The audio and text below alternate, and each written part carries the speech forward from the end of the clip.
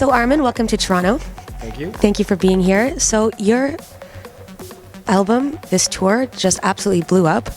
And did you ever expect it to be so big? I hope so. I mean, we've put so much effort into this show. I think right now, for me, it would be much more easy to download the Beatport Top 10 and put it on a USB key and travel the world, you know. But I do this show for myself, first and foremost, because, you know, I want to take things to the next level. Just have fun with live artists on stage, trying different things with visuals.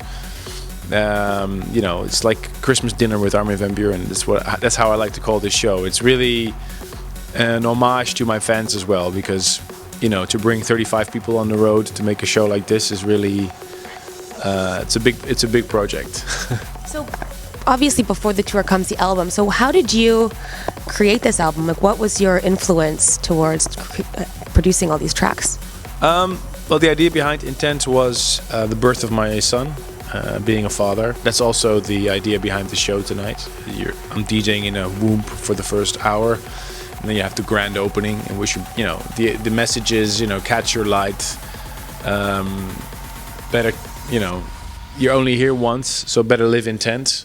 That's sort of the idea, and I'm really happy to say that this last album, I wasn't trying to force anything. You know, on previous albums, I always had deadlines, and I always, you know, tried to please people or.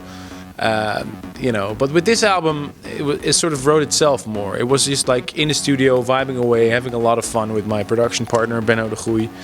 And yeah, we were just trying different things.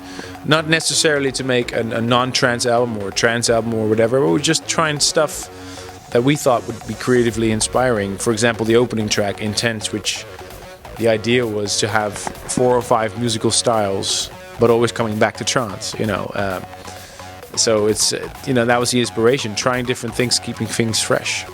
Over the years, you've been in the industry for so long, and the evolution of house music, the change in the scene, how do you keep up with it, and how do you stay in the loop? Because your sound is very unique. Like when you hear an Armin track, you know it's Armin. So what is it that keeps you inspired? I think the radio show that I do weekly, A State of Trance, through my radio show I have to listen to so much new music, and I get in touch with new producers. And that's actually what inspires me the most, you know, listening to other people's tracks, because you'll be surprised how much I learn from like an 18, 19-year-old DJ. Not that I'll learn much, but every DJ you can learn something from. I'm 100% sure of that. And for example, I'm really supporting the new guys in trance right now, like Orion Nielsen, David Gravel, Andrew Rayel, of course. Just did a track together with him. So I'm just trying to keep my ears open, and I'm not trying to stay relevant just for the fact, you know, just for the fact of staying relevant. I need to have an attachment to it as well. You know, I need to really like the song. I know you started on turntables, then you moved, obviously as you grew, you moved into USBs and everything. If you had an opportunity to continue with turntables, is that something you'd like to do? I like the sound of vinyl. You know, a few of the Armin Only after shows that I've done had a vinyl after set. I like playing around with vinyl. I miss it. You know, I miss the simplicity of it. I miss the sound of it, the roundness. You know, you can put it a lot louder. But I see the advantages of digital technology. I see the advantages of being able to make mashups on the fly. I think for a creative performance, it's definitely a step forward that we're in the digital age now. But having said that, I will always miss vinyl a little bit, of course.